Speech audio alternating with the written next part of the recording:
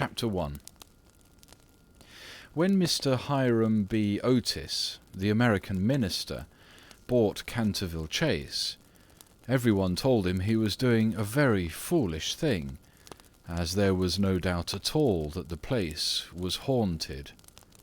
Indeed, Lord Canterville himself, who was a man of the most punctilious honour, had felt it his duty to mention the fact to Mr. Otis when they came to discuss terms.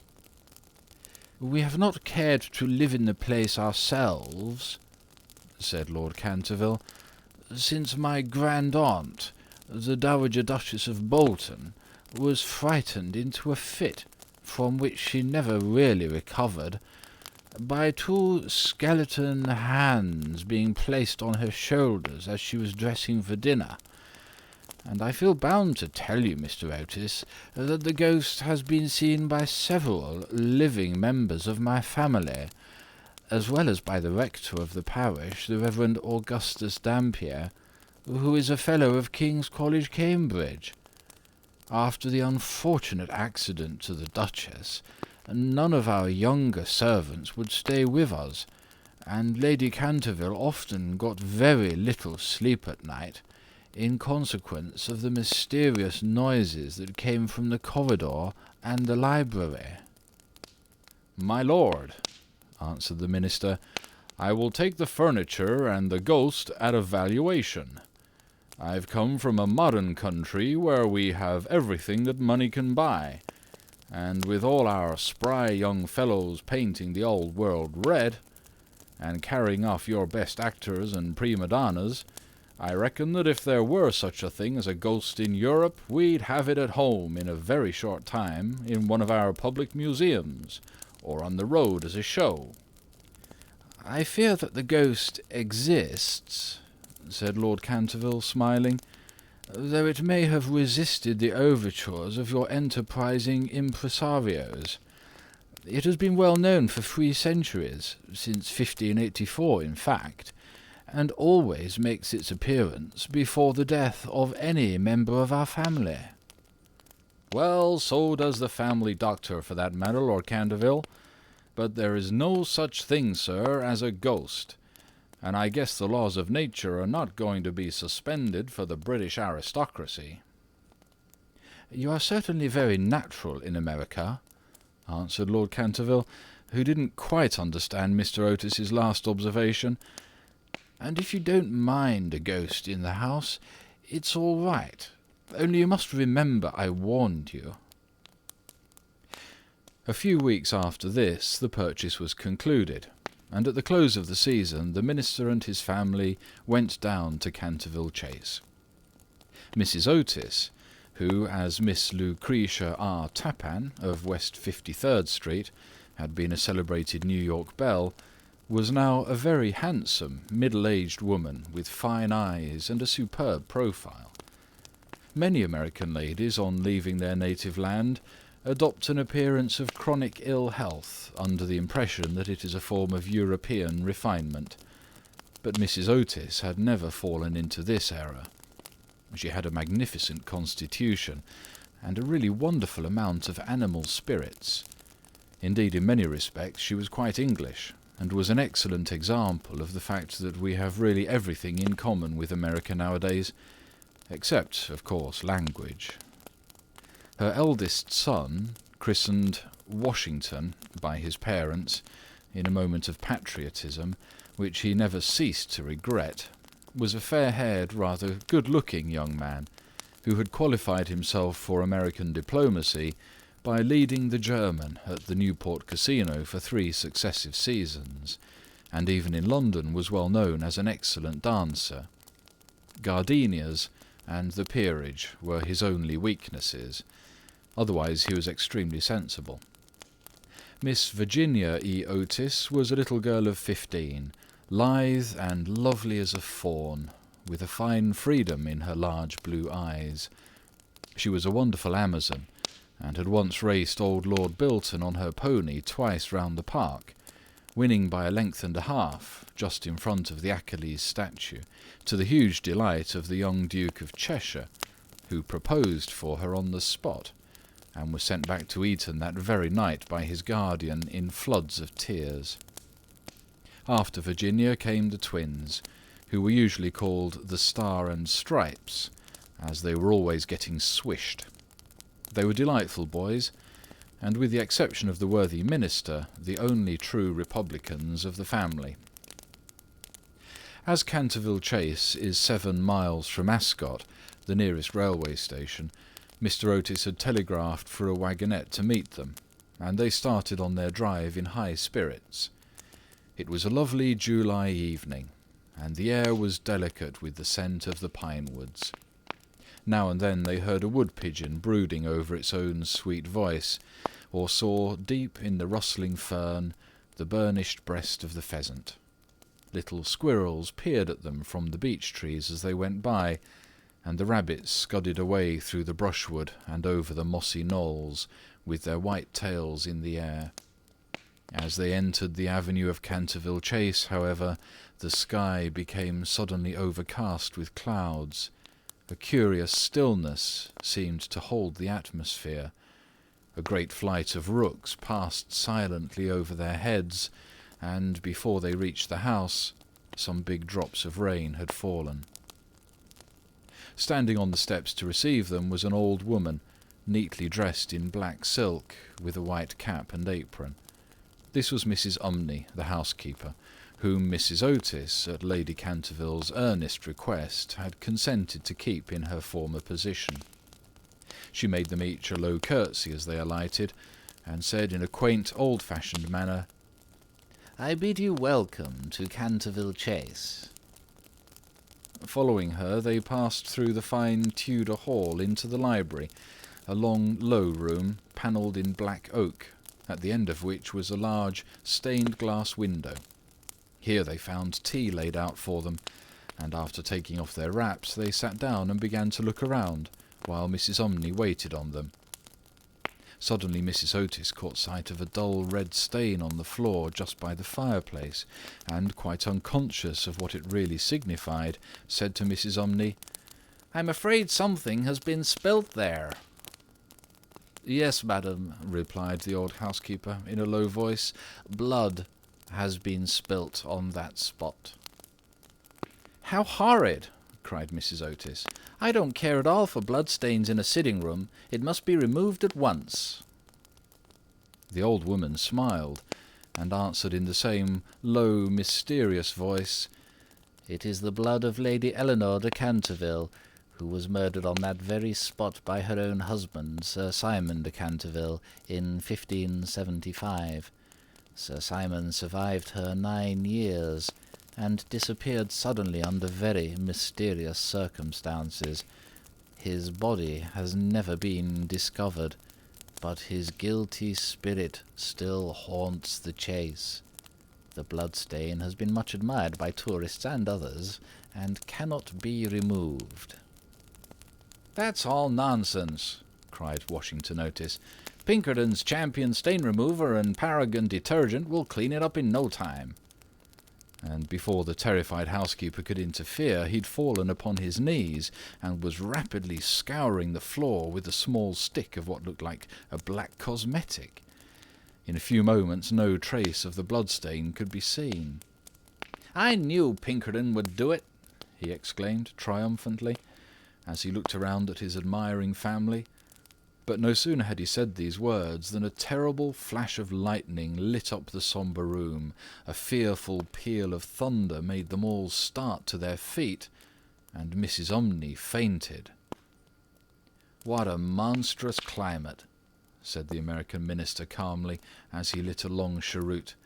"I guess the old country is so overpopulated that they've not enough decent weather for everybody. I've always been of opinion that emigration is the only thing for England."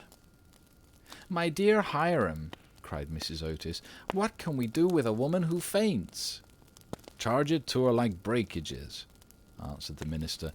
"She won't faint after that." And in a few moments Mrs. Umney certainly came to.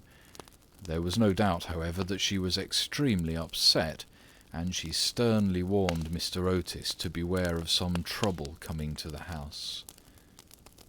"I've seen things with my own eyes, sir," she said, "that would make any Christian's hair stand on end, and many a night I have not closed my eyes in sleep for the awful things that are done here." Mr. Otis, however, and his wife warmly assured the honest soul that they were not afraid of ghosts, and after invoking the blessings of Providence on her new master and mistress, and making arrangements for an increase of salary, the old housekeeper tottered off to her own room. Chapter 2. The storm raged fiercely all that night, but nothing of particular note occurred. The next morning, however, when they came down to breakfast, they found the terrible stain of blood once again on the floor. "I don't think it can be the fault of the Paragon detergent," said Washington, "for I've tried it with everything. It must be the ghost." He accordingly rubbed out the stain a second time, but the second morning it appeared again.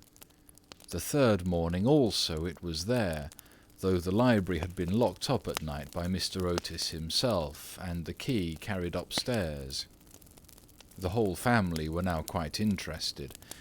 Mr. Otis began to suspect that he'd been too dogmatic in his denial of the existence of ghosts.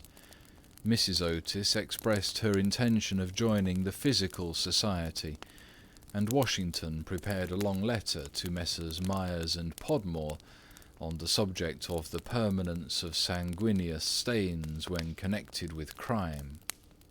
That night, all doubts about the objective existence of phantasmata were removed forever.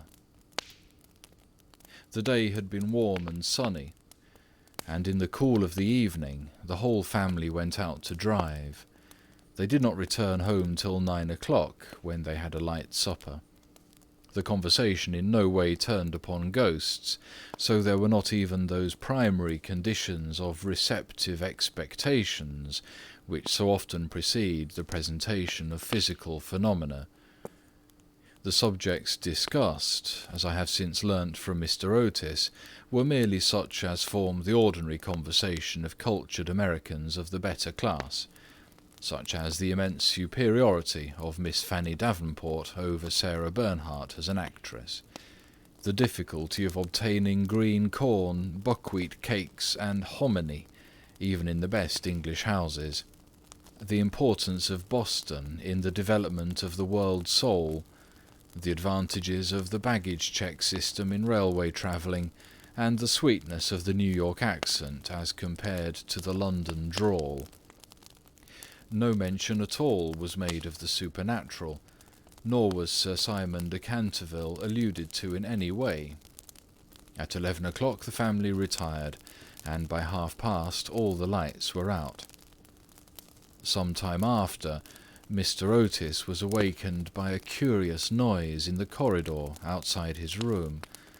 It sounded like the clank of metal, and seemed to be coming nearer every moment.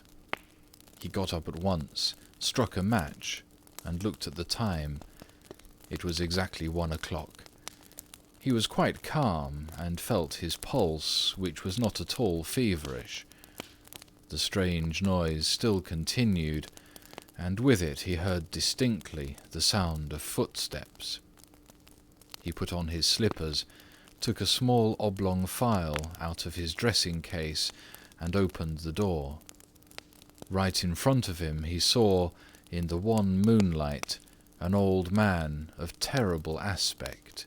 His eyes were as red as burning coals. Long grey hair fell over his shoulders in matted coils. His garments, which were of antique cut, were soiled and ragged, and from his wrists and ankles hung heavy manacles and rusty gyves. "My dear sir," said Mr. Otis, "I really must insist on your oiling those chains, and I've brought you for that purpose a small bottle of the Tammany Rising Sun Lubricator.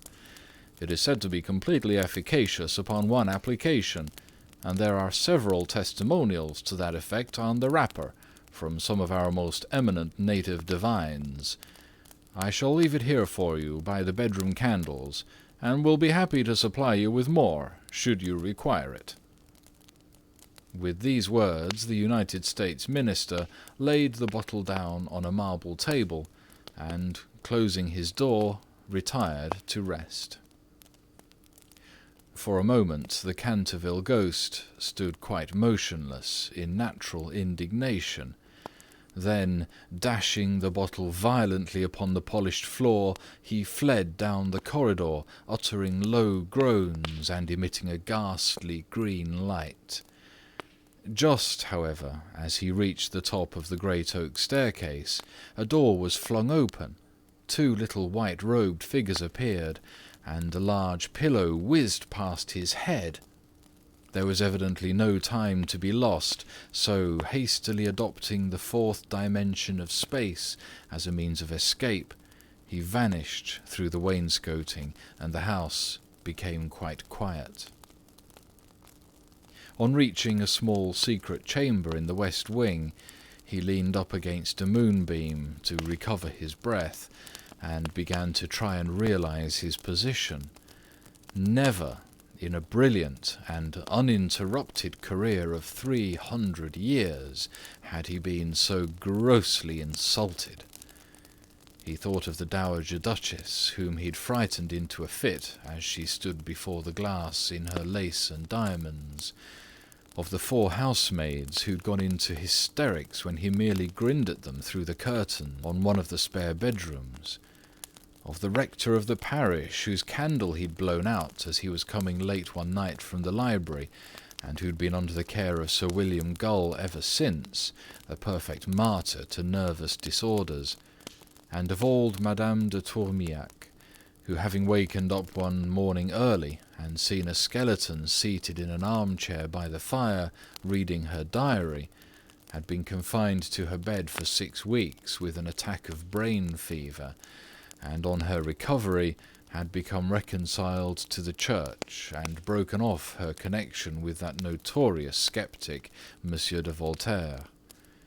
He remembered the terrible night when the wicked Lord Canterville was found choking in his dressing-room, with the knave of diamonds halfway down his throat, and confessed just before he died that he'd cheated Charles James Fox out of £50,000 at Crockford's by means of that very card, and swore that the ghost had made him swallow it.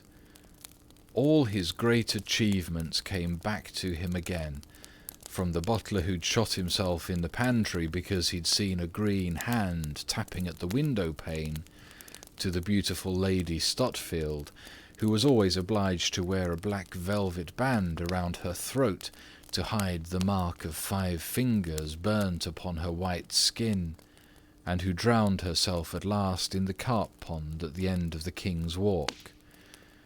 With the enthusiastic egotism of the true artist, he went over his most celebrated performances and smiled bitterly to himself as he recalled to mind his last appearance as Red Reuben or the Strangled Babe, his debut as Gaunt Gibeon, the bloodsucker of Bexley Moor, and the furore he'd excited one lovely June evening by merely playing ninepins with his own bones upon the lawn tennis ground.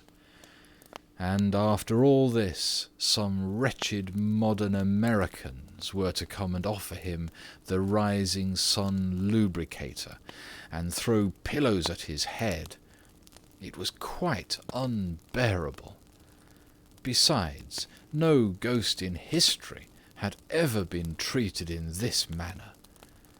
Accordingly, he determined to have vengeance, and remained till daylight in an attitude of deep thought. Chapter 3. The next morning, when the Otis family met at breakfast, they discussed the ghost at some length. The United States Minister was naturally a little annoyed to find that his present had not been accepted. "I have no wish," he said, "to do the ghost any personal injury, and I must say that, considering the length of time he's been in the house, I don't think it is at all polite to throw pillows at him." A very just remark, at which, I'm sorry to say, the twins burst into shouts of laughter. "Upon the other hand," he continued, "if he really declines to use the Rising Sun lubricator, we shall have to take his chains from him. It would be quite impossible to sleep with such a noise going on outside the bedrooms." For the rest of the week, however, they were undisturbed, the only thing that excited any attention being the continual renewal of the bloodstain on the library floor. This certainly was very strange, as the door was always locked at night by Mr. Otis, and the windows kept closely barred. The chameleon-like colour, also, of the stain excited a good deal of comment. Some mornings it was a dull, almost Indian red, then it would be vermilion, then a rich purple, and once when they came down for family prayers, according to the simple rites of the Free American Reformed Episcopalian Church, they found it a bright emerald green. These kaleidoscopic changes naturally amused the party very much, and bets on the subject were freely made every evening. The only person who did not enter into the joke was little Virginia, who, for some unexplained reason, was always a good deal distressed at the sight of the bloodstain, and very nearly cried the morning it was emerald green. The second appearance of the ghost was on Sunday night. Shortly after they'd gone to bed, they were suddenly alarmed by a fearful crash in the hall. Rushing downstairs, they found that a large suit of old armour had become detached from its stand, and had fallen on the stone floor, while seated in a high-backed chair was the Canterville Ghost, rubbing his knees with an expression of acute agony on his face. The twins, having brought their pea-shooters with them, at once discharged 2 pellets on him, with that accuracy of aim which can only be attained by long and careful practice on a writing-master, while the United States Minister covered him with his revolver and called upon him, in accordance with Californian etiquette, to hold up his hands. The ghost started up with a wild shriek of rage and swept through them like a mist, extinguishing Washington Otis's candle as he passed, and so leaving them all in total darkness. On reaching the top of the staircase he recovered himself, and determined to give his celebrated peal of demoniac laughter. This he had on more than one occasion found extremely useful. It was said to have turned Lord Raker's wig grey in a single night, and had certainly made 3 of Lady Canterville's French governesses give warning before their month was up. He accordingly laughed his most horrible laugh, till the old vaulted roof rang and rang again, but hardly had the fearful echo died away when a door opened, and Mrs. Otis came out in a light blue dressing-gown. "I am afraid you are far from well," she said, "and I've brought you a bottle of Dr. Dobell's tincture. If it is indigestion, you will find it a most excellent remedy." The ghost glared at her in fury, and began at once to make preparations for turning himself into a large black dog, an accomplishment for which he was justly renowned, and to which the family doctor always attributed the permanent idiocy of Lord Canterville's uncle, the Honourable Thomas Horton. The sound of approaching footsteps, however, made him hesitate in his fell purpose, so he contented himself with becoming faintly phosphorescent, and vanished with a deep churchyard groan, just as the twins came up to him. On reaching his room he entirely broke down, and became a prey to the most violent agitation. The vulgarity of the twins, and the gross materialism of Mrs. Otis, were naturally extremely annoying, But what really distressed him most was that he'd been unable to wear the suit of mail. He'd hoped that even modern Americans would be thrilled by the sight of a spectre in armour, if for no more sensible reason, at least out of respect for their natural poet Longfellow, over whose graceful and attractive poetry he himself had whiled away many a weary hour when the Cantervilles were up in town. Besides, it was his own suit. He had worn it with great success at the Kenilworth tournament, and had been highly complimented on it by no less a person than the Virgin Queen herself. Yet when he had put it on, he'd been completely overpowered by the weight of the huge breastplate and steel casque, and had fallen heavily on the stone pavement, barking both his knees severely and bruising the knuckles of his right hand. For some days after this he was extremely ill, and hardly stirred out of his room at all, except to keep the bloodstain in proper repair. However, by taking great care of himself, he recovered, and resolved to make a third attempt to frighten the United States Minister and his family. He selected Friday, August the 17th, for his appearance, and spent most of that day in looking over his wardrobe, ultimately deciding in favour of a large slouched hat with a red feather, a winding sheet frilled at the wrists and neck, and a rusty dagger. Towards evening, a violent storm of rain came on, and the wind was so high that all the windows and doors in the old house shook and rattled. In fact, it was just such weather as he loved. His plan of action was this. He was to make his way quietly to Washington Otis's room, gibber at him from the foot of the bed, and stab himself 3 times in the throat to the sound of low music. He bore Washington a great grudge, being quite aware that it was he who was in the habit of removing the famous Canterville bloodstain by means of Pinkerton's Paragon detergent.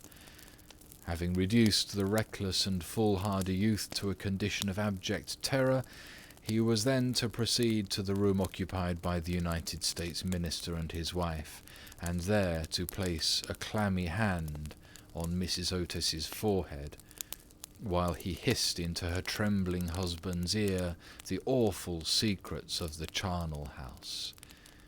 With regard to little Virginia, he'd not quite made up his mind. She had never insulted him in any way, and was pretty and gentle.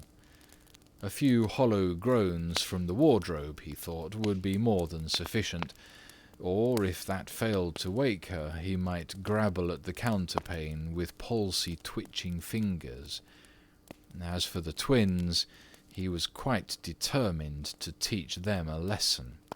The first thing to be done was, of course, to sit upon their chests, so as to produce the sensation of nightmare.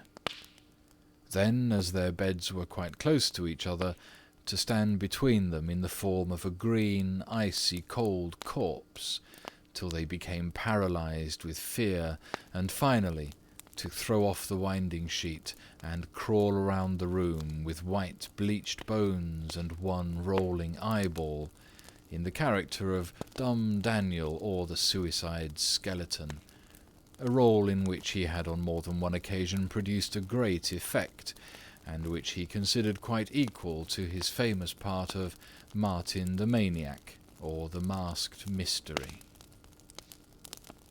At 10:30 he heard the family going to bed. For some time he was disturbed by wild shrieks of laughter from the twins, who, with the light-hearted gaiety of schoolboys, were evidently amusing themselves before they retired to rest. But at 11:15 all was still, and as midnight sounded, he sallied forth. The owl beat against the window-panes, the raven croaked from the old yew-tree, and the wind wandered moaning round the house like a lost soul.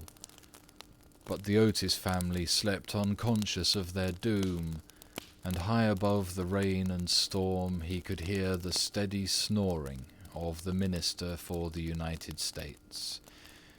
He stepped stealthily out of the wainscoting, with an evil smile on his cruel, wrinkled mouth, and the moon hid her face in a cloud as he stole past the great oriel window, where his own arms and those of his murdered wife were blazoned in azure and gold. On and on he glided, like an evil shadow. The very darkness seemed to loathe him as he passed. Once he thought he heard something call, and stopped. But it was only the baying of a dog from the Red Farm, and he went on, muttering strange 17th century curses, and ever and anon brandishing the rusty dagger in the midnight air. Finally, he reached the corner of the passage that led to luckless Washington's room. For a moment he paused there, the wind blowing his long grey locks about his head and twisting into grotesque and fantastic folds the nameless horror of the dead man's shroud. Then the clock struck the quarter, and he felt the time was come. He chuckled to himself and turned the corner, but no sooner had he done so than, with a piteous wail of terror, he fell back and hid his blanched face in his long bony hands. Right in front of him was standing a horrible spectre, motionless as a carven image, and monstrous as a madman's dream. Its head was bald and burnished, its face round and fat and white, and hideous laughter seemed to have writhed its features into an eternal grin. From the eyes streamed rays of scarlet light, the mouth was a wide well of fire, and a hideous garment, like to his own, swathed with its silent snows the Titan form. On its breast was a placard with strange writing in antique characters, some scroll of shame it seemed, some record of wild sins, some awful calendar of crime. And with its right hand it bore aloft a falchion of gleaming steel. Never having seen a ghost before, he naturally was terribly frightened, and after a second hasty glance at the awful phantom, he fled back to his room, tripping up in his long winding sheet as he sped down the corridor, and finally dropping the rusty dagger into the minister's jack-boots, where it was found in the morning by the butler. Once in the privacy of his own apartment, he flung himself down on a small pallet bed, and hid his face under the clothes. After a time, however, the brave old Canterville spirit asserted itself, and he determined to go and speak to the other ghost as soon as it was daylight. Accordingly, just as the dawn was touching the hills with silver, he turned towards the spot where he'd first laid eyes on the grisly phantom, feeling that, after all, 2 ghosts were better than 1, and that by the aid of his new friend he might safely grapple with the twins. On reaching the spot, however, a terrible sight met his gaze. Something had evidently happened to the spectre, for the light had entirely faded from its hollow eyes, the gleaming falchion had fallen from its hand, and it was leaning up against the wall in a strained and uncomfortable attitude. He rushed forward and seized it in his arms, when, to his horror, the head slipped off and rolled onto the floor. The body assumed a recumbent posture, and he found himself clasping a white dimity bed curtain, with a sweeping brush, a kitchen cleaver, and a hollow turnip lying at his feet. Unable to understand this curious transformation, he clutched the placard with feverish haste, and there, in the grey morning light, he read these fearful words: "Ye Otis ghost, ye only true and original spook, beware of ye imitations, all others are counterfeit." The whole thing flashed across him. He had been tricked, foiled, and outwitted. The old Canterville look came into his eyes. He ground his toothless gums together, and raising his withered hands high above his head, swore according to the picturesque phraseology of the antique school, that, when Chanticleer had sounded twice his merry horn, deeds of blood would be wrought, and murder walk abroad with silent feet. Hardly had he finished this awful oath when, from the red-tiled roof of a distant homestead, a cock crew. He laughed a long, low, bitter laugh, and waited. Hour after hour he waited, but the cock, for some strange reason, did not crow again. Finally, at 7:30, the arrival of the housemaids made him give up his fearful vigil, and he stalked back to his room, thinking of his vain oath and baffled purpose. There he consulted several books of ancient chivalry, of which he was exceedingly fond, and found that, on every occasion on which this oath had been used, Chanticleer had always crowed a second time. "Perdition seize the naughty fowl!" he muttered. "I have seen the day when with my stout spear I would have run him through the gorge, and made him crow for me, and 'twere in death." He then retired to a comfortable lead coffin, and stayed there till evening. Chapter 4. The next day, the ghost was very weak and tired. The terrible excitement of the last 4 weeks was beginning to have its effect. His nerves were completely shattered, and he started at the slightest noise. For 5 days he kept his room, and at last made up his mind to give up the point of the bloodstain on the library floor. If the Otis family didn't want it, they clearly did not deserve it. They were evidently people on a low, material plane of existence, and quite incapable of appreciating the symbolic value of sensuous phenomena. The question of phantasmic apparitions and the development of astral bodies was of course quite a different matter, and really not under his control. It was his solemn duty to appear in the corridor once a week, and to gibber from the large oriel window on the 1st and 3rd Wednesdays in every month, and he didn't see how he could honourably escape from his obligations. It is quite true that his life had been very evil, but on the other hand he was most conscientious in all things connected with the supernatural. For the next 3 Saturdays, accordingly, he traversed the corridor as usual between midnight and 3 o'clock, taking every possible precaution against being either heard or seen. He removed his boots, trod as lightly as possible on the old worm-eaten boards, wore a large black velvet cloak, and was careful to use the rising sun lubricator for oiling his chains. I am bound to acknowledge that it was with a good deal of difficulty that he brought himself to adopt this last mode of protection. However, one night, while the family were at dinner, he slipped into Mr. Otis's bedroom and carried off the bottle.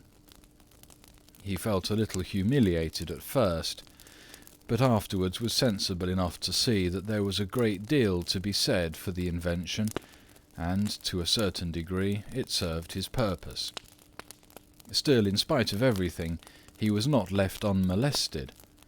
Strings were continually being stretched across the corridor, over which he tripped in the dark, and on one occasion, while dressed for the part of Black Isaac, or the huntsman of Hogley Woods, he met with a severe fall through treading on a butter slide which the twins had constructed from the entrance of the tapestry chamber to the top of the oak staircase.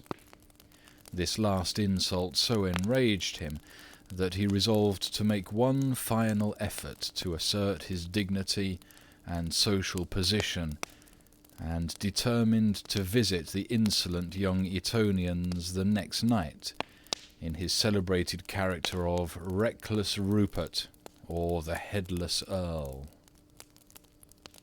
He had not appeared in this disguise for more than 70 years. In fact, not since he'd so frightened pretty Lady Barbara Modish by means of it, that she suddenly broke off her engagement with the present Lord Canterville's grandfather, and ran away to Gretna Green with handsome Jack Castletown, declaring that nothing in the world would induce her to marry into a family that allowed such a horrible phantom to walk up and down the terrace at twilight. Poor Jack was afterwards shot in a duel by Lord Canterville on Wandsworth Common, and Lady Barbara died of a broken heart at Tunbridge Wells before the year was out. So in every way it had been a great success. It was, however, an extremely difficult make-up, if I may use such a theatrical expression in connection with one of the greatest mysteries of the supernatural, or, to employ a more scientific term, the higher natural world, and it took him fully 3 hours to make his preparations. At last everything was ready, and he was very pleased with his appearance. The big leather riding boots that went with the dress were just a little too large for him, and he could only find one of the 2 horse pistols, but on the whole he was quite satisfied, and at 1:15 he glided out of the wainscoting and crept down the corridor. On reaching the room occupied by the twins, which I should mention was called the Blue Bedchamber on account of the colour of its hangings, he found the door just ajar. Wishing to make an effective entrance, he flung it wide open, when a heavy jug of water fell right down on him, wetting him to the skin, and just missing his left shoulder by a couple of inches. At the same moment he heard stifled shrieks of laughter proceeding from the 4-poster bed. The shock to his nervous system was so great that he fled back to his room as hard as he could go, and the next day he was laid up with a severe cold. The only thing that at all consoled him in the whole affair was the fact that he had not brought his head with him, for had he done so, the consequences might have been very serious. He now gave up all hope of ever frightening this rude American family, and contented himself, as a rule, with creeping about the passages in list slippers, with a thick red muffler round his throat for fear of draughts, and a small arquebuse, in case he should be attacked by the twins. The final blow he received occurred on the 19th of September. He'd gone downstairs to the great entrance hall, feeling sure that there, at any rate, he would be quite unmolested, and was amusing himself by making satirical remarks on the large Saroni photographs of the United States Minister and his wife, which had now taken the place of the Canterville family pictures. He was simply but neatly clad in a long shroud spotted with churchyard mould, had tied up his jaw with a strip of yellow linen, and carried a small lantern and a sexton's spade. In fact, he was dressed for the character of Jonas the Graveless, or the Corpse Snatcher of Chertsey Barn, one of his most remarkable impersonations, and one which the Cantervilles had every reason to remember, as it was the real origin of their quarrel with their neighbour, Lord Rufford. It was about 2:15 in the morning, and as far as he could ascertain, no one was stirring. As he was strolling towards the library, however, to see if there were any traces left of the bloodstain, suddenly there leaped out on him from a dark corner 2 figures, who waved their arms wildly above their heads and shrieked out "Boo!" in his ear.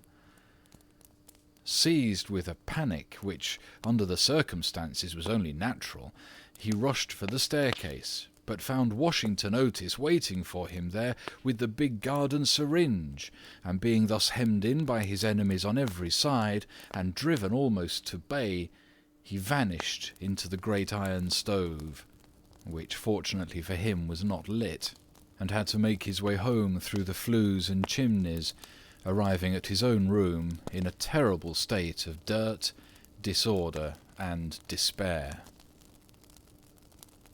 After this he was not seen again on any nocturnal expedition. The twins lay in wait for him on several occasions, and strewed the passages with nutshells every night, to the great annoyance of their parents and the servants, but it was of no avail. It was quite evident that his feelings were so wounded that he would not appear. Mr. Otis consequently resumed his great work on the history of the Democratic Party, on which he had been engaged for some years. Mrs. Otis organised a wonderful clambake, which amazed the whole county. The boys took to lacrosse euchre, poker, and other American national games, and Virginia rode about the lanes on her pony, accompanied by the young Duke of Cheshire, who had come to spend the last week of his holidays at Canterville Chase. It was generally assumed that the ghost had gone away, and in fact Mr. Otis wrote a letter to that effect to Lord Canterville, who, in reply, expressed his great pleasure at the news, and sent his best congratulations to the minister's worthy wife. The Otises, however, were deceived, for the ghost was still in the house, and though now almost an invalid, was by no means ready to let matters rest, particularly as he heard that among the guests was the young Duke of Cheshire, whose granduncle, Lord Francis Stilton, had once bet 100 guineas with Colonel Carberry that he would play dice with the Canterville Ghost, and was found the next morning lying on the floor of the card-room in such a helpless paralytic state that, though he lived on to a great age, he was never able to say anything again but double sixes. The story was very well known at the time, though of course, out of respect to the feelings of the two noble families, every attempt was made to hush it up, and a full account of all the circumstances connected with it will be found in the 3rd volume of Lord Tattle's Recollections of the Prince Regent and his Friends. The ghost, then, was naturally very anxious to show that he had not lost his influence over the Stiltons, with whom, indeed, he was distantly connected, his own first cousin having been married en secondes noces to the Sieur de Bulkeley, from whom, as everyone knows, the Dukes of Cheshire are lineally descended.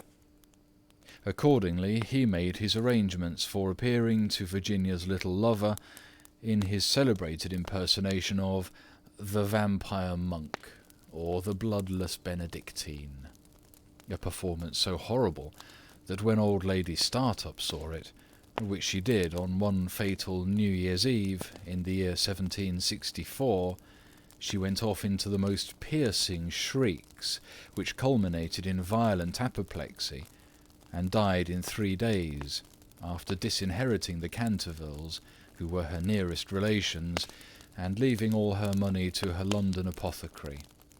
At the last moment, however, his terror of the twins prevented his leaving the room, and the little Duke slept in peace under the great feathered canopy of the royal bedchamber, and dreamt of Virginia. Chapter 5. A few days after this, Virginia and her curly-haired cavalier went out riding on Brockley Meadows, where she tore her habit so badly in getting through a hedge that on their return home she made up her mind to go up by the back staircase so as not to be seen. As she was running past the tapestry chamber, the door of which happened to be open, she fancied she saw someone inside, and thinking it was her mother's maid, who sometimes used to bring her work there, looked in to ask her to mend her habit. To her immense surprise, however, it was the Canterville Ghost himself. He was sitting by the window, watching the ruined gold of the yellowing trees fly through the air, and the red leaves dancing madly down the long avenue. His head was leaning on his hand, and his whole attitude was one of extreme depression. Indeed, so forlorn and so much out of repair did he look, that little Virginia, whose first idea had been to run away and lock herself in her room, was filled with pity, and determined to try and comfort him. So light was her footfall, and so deep his melancholy, that he was not aware of her presence till she spoke to him. "I'm so sorry for you," she said, "but my brothers are going back to Eton tomorrow, and then, if you behave yourself, no one will annoy you." "It is absurd asking me to behave myself," he answered, looking round in astonishment at the pretty little girl who'd ventured to address him. "Quite absurd. I must rattle my chains and groan through keyholes and walk about at night, if that is what you mean. It is my only reason for existing." "It is no reason at all for existing, and you know you've been very wicked. Mrs. Umney told us the first day we arrived here that you'd killed your wife." "Well, I quite admit it," said the ghost petulantly, "but it was a purely family matter, and concerned no one else." "It is very wrong to kill anyone," said Virginia, who at times had a sweet Puritan gravity, caught from some old New England ancestor. "Oh, I hate the cheap severity of abstract ethics. My wife was very plain, never had my russ properly starched, and knew nothing about cookery.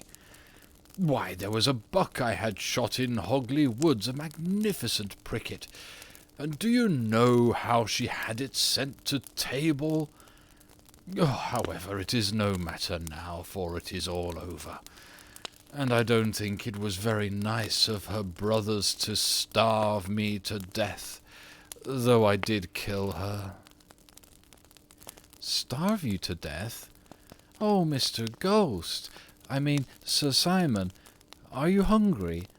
I have a sandwich in my case. Would you like it?" "No, thank you. I never eat anything now.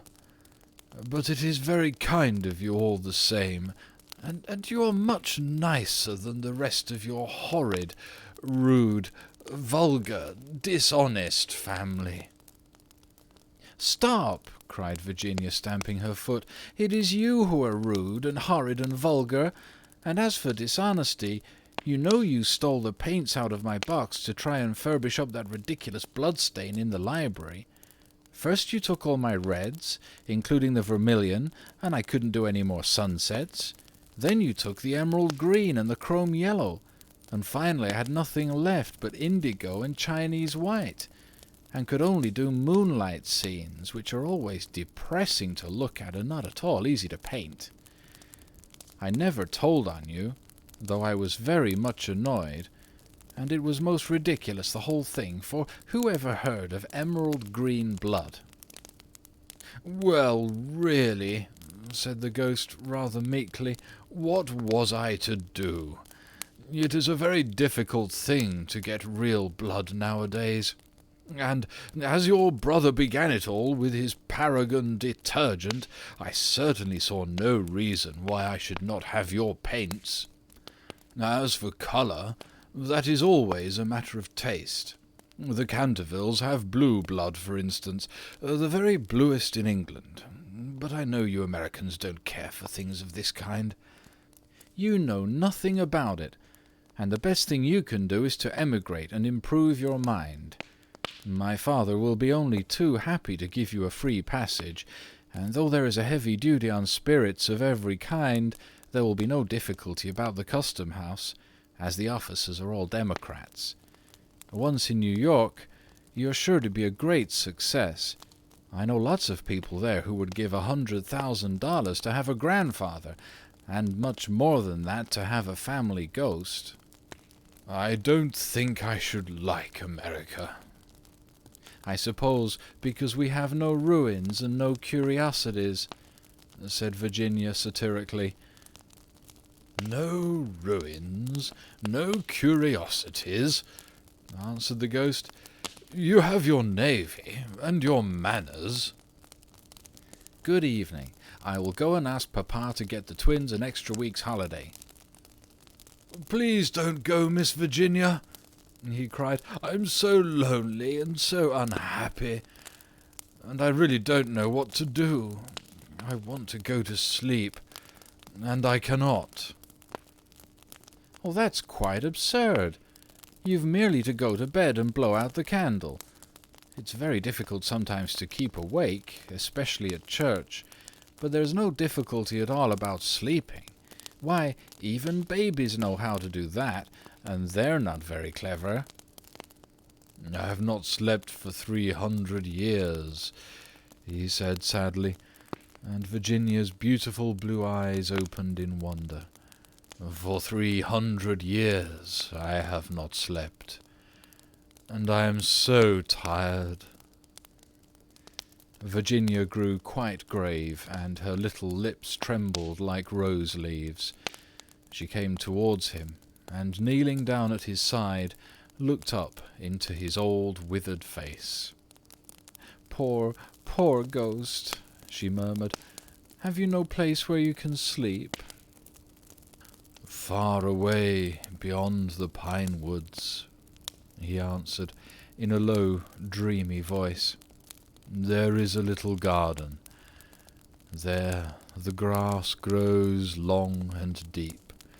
There are the great white stars of the hemlock flower.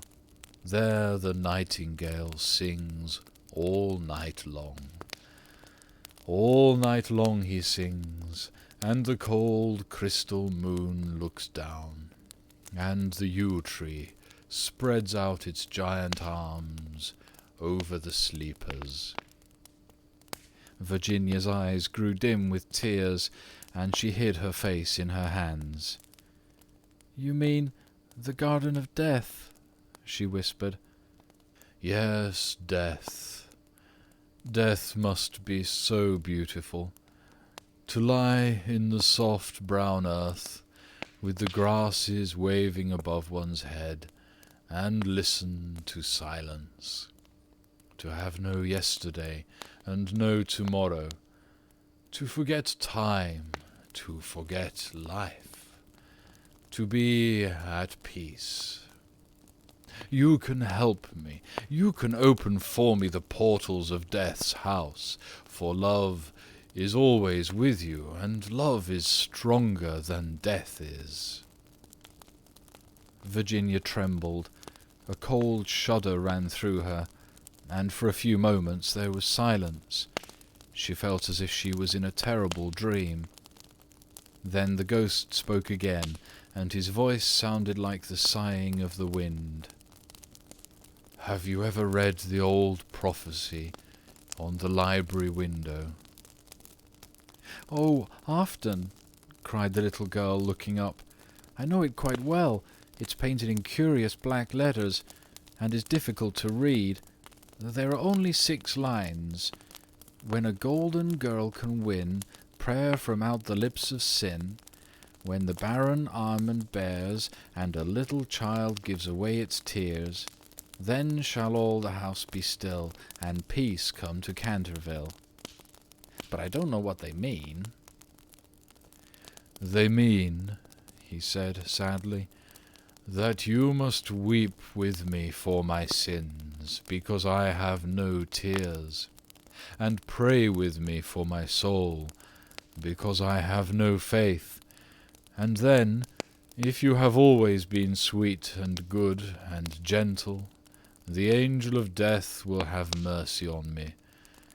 You will see fearful shapes in darkness, and wicked voices will whisper in your ear, but they will not harm you, for against the purity of a little child the powers of hell cannot prevail." Virginia made no answer, and the ghost wrung his hands in wild despair as he looked down at her bowed golden head. Suddenly she stood up, very pale, and with a strange light in her eyes. "I'm not afraid," she said firmly, "and I will ask the angel to have mercy on you." He rose from his seat with a faint cry of joy, and taking her hand, bent over it with old-fashioned grace, and kissed it.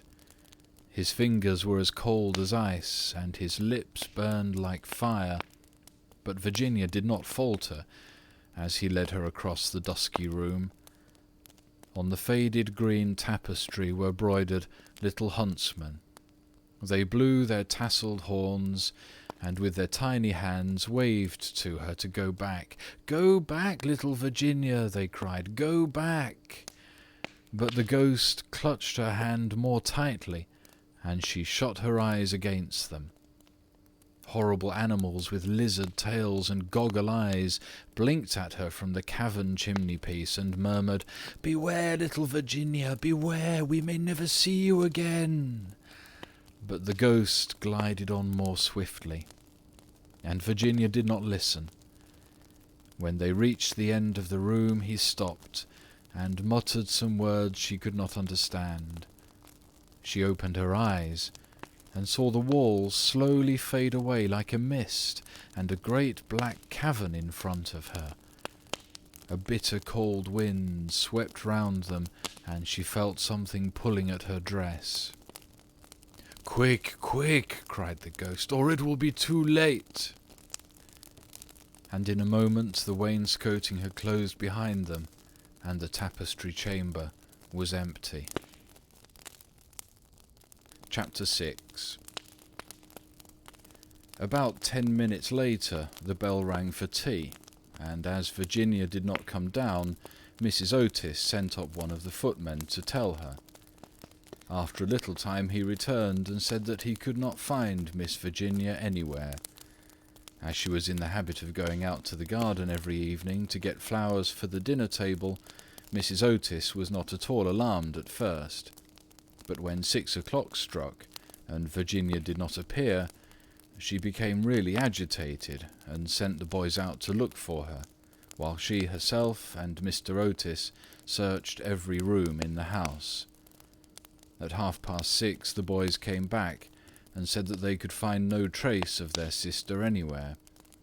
They were all now in the greatest state of excitement, and did not know what to do, when Mr. Otis suddenly remembered that, some few days before, he'd given a band of gypsies permission to camp in the park. He accordingly at once set off for Blackfell Hollow, where he knew they were, accompanied by his eldest son and 2 of the farm servants. The little Duke of Cheshire, who was perfectly frantic with anxiety, begged hard to be allowed to go too, but Mr. Otis would not allow him, as he was afraid there might be a scuffle. On arriving at the spot, however, he found that the gypsies had gone, and it was evident that their departure had been rather sudden, as the fire was still burning, and some plates were lying on the grass. Having sent off Washington and the 2 men to scour the district, he ran home, and dispatched telegrams to all the police inspectors in the county, telling them to look out for a little girl who'd been kidnapped by tramps or gypsies. He then ordered his horse to be brought round, and after insisting on his wife and the 3 boys sitting down to dinner, rode off down the Ascot Road with a groom. He'd hardly, however, gone a couple of miles when he heard somebody galloping after him, and looking round saw the little Duke coming up on his pony, with his face very flushed and no hat. "I'm awfully sorry, Mr. Otis," gasped out the boy, "but I can't eat my dinner as long as Virginia is lost. Please don't be angry with me. If you'd let us be engaged last year, there would never have been all this trouble. You won't send me back, will you? I can't go. I won't go." The minister could not help smiling at the handsome young scapegrace, and was a good deal touched at his devotion to Virginia, so leaning down from his horse, he patted him kindly on the shoulders and said, "Well, Cecil, if you won't go back, I suppose you must come with me. But I must get you a hat at Ascot." "Oh, bother my hat! I want Virginia!" cried the little Duke, laughing, and they galloped on to the railway station. There Mr. Otis inquired of the station-master if anyone answering to the description of Virginia had been seen on the platform, but could get no news of her. The station-master, however, wired up and down the line, and assured him that a strict watch would be kept for her. And after having bought a hat for the little Duke from a linen draper who was just putting up his shutters, Mr. Otis rode off to Bexley, a village about 4 miles away, which he was told was a well-known haunt of the gypsies, as there was a large common next to it. Here they roused up the rural policeman, but could get no information from him, and after riding all over the common, they turned their horses' heads homewards, and reached the Chase about 11 o'clock, dead tired and almost heartbroken. They found Washington and the twins waiting for them at the gatehouse with lanterns, as the avenue was very dark. Not the slightest trace of Virginia had been discovered. The gypsies had been caught on Brockley Meadows, but she was not with them, and they had explained their sudden departure by saying that they had mistaken the date of Chawton Fair, and had gone off in a hurry for fear they should be late. Indeed, they'd been quite distressed at hearing of Virginia's disappearance, as they were very grateful to Mr. Otis for having allowed them to camp in his park, and 4 of their number had stayed behind to help in the search. The carp pond had been dragged, and the whole chase thoroughly gone over, but without any result. It was evident that, for that night at any rate, Virginia was lost to them, and it was in a state of the deepest depression that Mr. Otis and the boys walked up to the house, the groom following behind with the 2 horses and a pony. In the hall they found a group of frightened servants, and lying on a sofa in the library was poor Mrs. Otis, almost out of her mind with terror and anxiety, and having her forehead bathed with eau de cologne by the old housekeeper. Mr. Otis at once insisted on her having something to eat, and ordered up supper for the whole party. It was a melancholy meal, as hardly anyone spoke, and even the twins were awestruck and subdued, as they were very fond of their sister. When they had finished, Mr. Otis, in spite of the entreaties of the little Duke, ordered them all to bed, saying that nothing more could be done that night, and that he would telegraph in the morning to Scotland Yard for some detectives to be sent down immediately. Just as they were passing out of the dining-room, midnight began to boom from the clock tower, and when the last stroke sounded, they heard a crash and a sudden shrill cry. A dreadful peal of thunder shook the house, a strain of unearthly music floated through the air. A panel at the top of the staircase flew back with a loud noise, and out on the landing, looking very pale and white, with a little casket in her hand, stepped Virginia. In a moment they had all rushed up to her. Mrs. Otis clasped her passionately in her arms, the Duke smothered her with violent kisses, and the twins executed a wild war dance round the group. "Good heavens, child, where have you been?" said Mr. Otis rather angrily, thinking that she'd been playing some foolish trick on them. "Cecil and I have been riding all over the country looking for you, and your mother's been frightened to death. You must never play these practical jokes any more." "Except on the ghost, except on the ghost!" shrieked the twins as they capered about. "My own darling, thank God you are found. You must never leave my side again," murmured Mrs. Otis, as she kissed the trembling child and smoothed the tangled gold of her hair. "Papa," said Virginia quietly, "I have been with the ghost. He is dead, and you must come and see him. He's been very wicked, but he was really sorry for all that he'd done, and he gave me this box of beautiful jewels before he died." The whole family gazed at her in mute amazement, but she was quite grave and serious, and turning round she led them through the opening in the wainscoting, down a narrow secret corridor, Washington following with a lighted candle, which he'd caught up from the table. Finally they came to a great oak door, studded with rusty nails. When Virginia touched it, it swung back on its heavy hinges, and they found themselves in a little low room, with a vaulted ceiling and one tiny grated window. Embedded in the wall was a huge iron ring, and chained to it was a gaunt skeleton that was stretched out at full length on the stone floor and seemed to be trying to grasp with its long fleshless fingers an old-fashioned trencher and ewer that were placed just out of its reach. The jug had evidently once been filled with water, as it was covered inside with green mould. There was nothing on the trencher but a pile of dust. Virginia knelt down beside the skeleton and, folding her little hands together, began to pray silently, while the rest of the party looked on in wonder at the terrible tragedy whose secret was now disclosed to them. "Hallo!" suddenly exclaimed one of the twins, who'd been looking out of the window to try and discover in what wing of the house the room was situated. "Hallo! The old withered almond tree's blossomed. I can see the flowers quite plainly in the moonlight." "God has forgiven him," said Virginia gravely as she rose to her feet, and a beautiful light seemed to illumine her face. "What an angel you are!" cried the young Duke, and he put his arm round her neck and kissed her. Chapter 7. 4 days after these curious incidents, a funeral started from Canterville Chase at about 11 o'clock at night.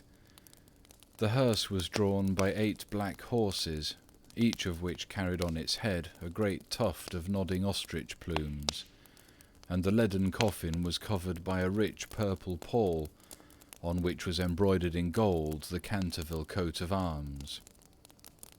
By the side of the hearse and the coaches walked the servants with lighted torches, and the whole procession was wonderfully impressive. Lord Canterville was the chief mourner, having come up specially from Wales to attend the funeral, and sat in the first carriage along with little Virginia. Then came the United States Minister and his wife, then Washington and the 3 boys, and in the last carriage was Mrs. Umney. It was generally felt that, as she had been frightened by the ghost for more than 50 years of her life, she had a right to see the last of him. A deep grave had been dug in the corner of the churchyard, just under the old yew tree, and the service was read in the most impressive manner by the Reverend Augustus Dampier. When the ceremony was over, the servants, according to an old custom observed in the Canterville family, extinguished their torches, and as the coffin was being lowered into the grave, Virginia stepped forward and laid on it a large cross made of white and pink almond blossoms. As she did so, the moon came out from behind a cloud and flooded with its silent silver the little churchyard, and from a distant copse a nightingale began to sing. She thought of the ghost's description of the Garden of Death. Her eyes became dim with tears, and she hardly spoke a word during the drive home. The next morning, before Lord Canterville went up to town, Mr. Otis had an interview with him on the subject of the jewels the ghost had given to Virginia. They were perfectly magnificent, especially a certain ruby necklace with old Venetian setting, which was really a superb specimen of 16th century work, and their value was so great that Mr. Otis felt considerable scruples about allowing his daughter to accept them. "My lord," he said, "I know that in this country mortmain is held to apply to trinkets as well as to land, and it is quite clear to me that these jewels are, or should be, heirlooms in your family. I must beg you accordingly to take them to London with you, and to regard them simply as a portion of your property, which has been restored to you under certain strange conditions. As for my daughter, she is merely a child, and has as yet, I am glad to say, but little interest in such appurtenances of idle luxury.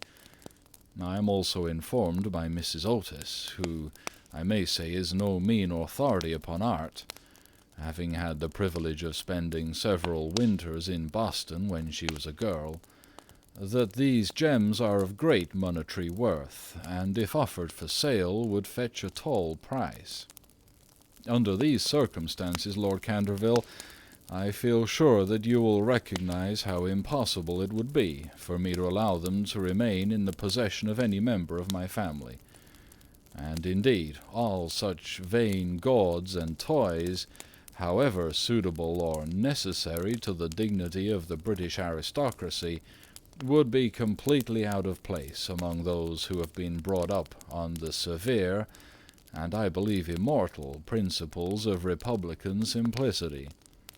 Perhaps I should mention that Virginia is very anxious that you should allow her to retain the box, as a memento of your unfortunate but misguided ancestor. As it is extremely old, and consequently a good deal out of repair, you may perhaps think fit to comply with her request. For my own part, I confess I am a good deal surprised to find a child of mine expressing sympathy with medievalism in any form, and can only account for it by the fact that Virginia was born in one of your London suburbs, shortly after Mrs. Otis had returned from a trip to Athens. Lord Canterville listened very gravely to the worthy minister's speech, pulling his great moustache now and then to hide an involuntary smile, and when Mr. Otis had ended, he shook him cordially by the hand and said, "My dear sir, your charming little daughter rendered my unlucky ancestor, Sir Simon, a very important service, and I and my family are very much indebted to her for her marvellous courage and pluck. The jewels are clearly hers, and, egad, I believe that if I were heartless enough to take them from her, the wicked old fellow would be out of his grave in a fortnight, leading me the devil of a life. As for their being heirlooms, nothing is an heirloom that is not so mentioned in a will or legal document, and the existence of these jewels has been quite unknown. I assure you I have no more claim on them than your butler, and when Miss Virginia grows up, I dare say she will be pleased to have pretty things to wear. Besides, you forget, Mr. Otis, that you took the furniture and the ghost at a valuation, and anything that belonged to the ghost passed at once into your possession. As, whatever activity Sir Simon may have shown in the corridor at night, in point of law he was really dead, and you acquired his property by purchase."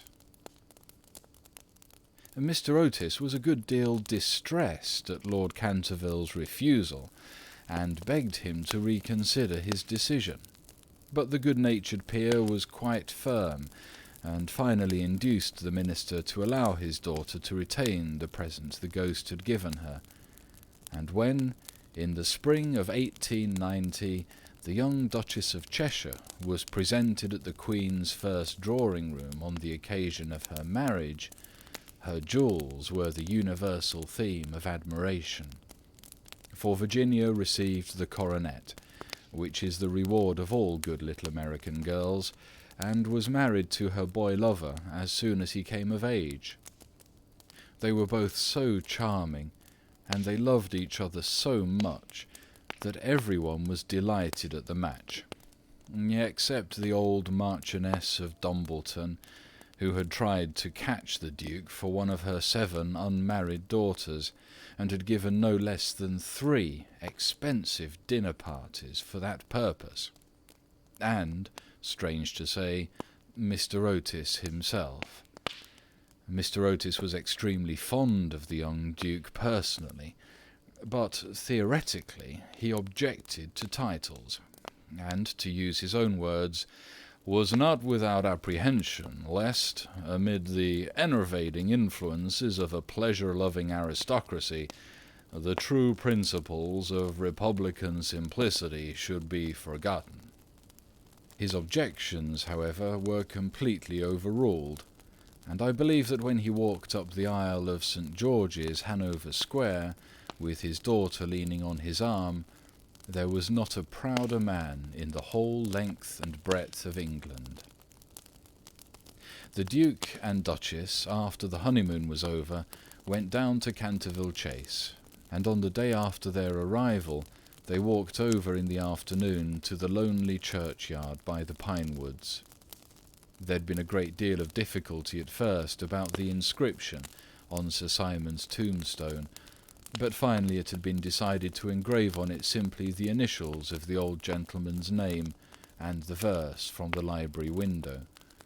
The Duchess had brought with her some lovely roses, which she strewed upon the grave, and after they had stood by it for some time, they strolled into the ruined chancel of the old abbey.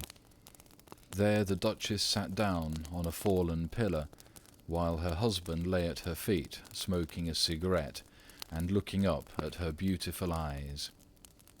Suddenly he threw his cigarette away, took hold of her hand, and said to her, "Virginia, a wife should have no secrets from her husband." "Dear Cecil, I have no secrets from you." "Yes, you have," he answered smilingly. "You've never told me what happened to you when you were locked up with the ghost." "I have never told anyone, Cecil," said Virginia gravely. "I know that, but you can tell me." "Please don't ask me, Cecil. I cannot tell you. Poor Sir Simon, I owe him a great deal. Yes, don't laugh, Cecil, I really do. He made me see what life is, and what death signifies, and why love is stronger than both." The Duke rose and kissed his wife lovingly. "You can have your secret as long as I have your heart," he murmured. "You have always had that, Cecil. And you will tell our children some day, won't you?" Virginia blushed.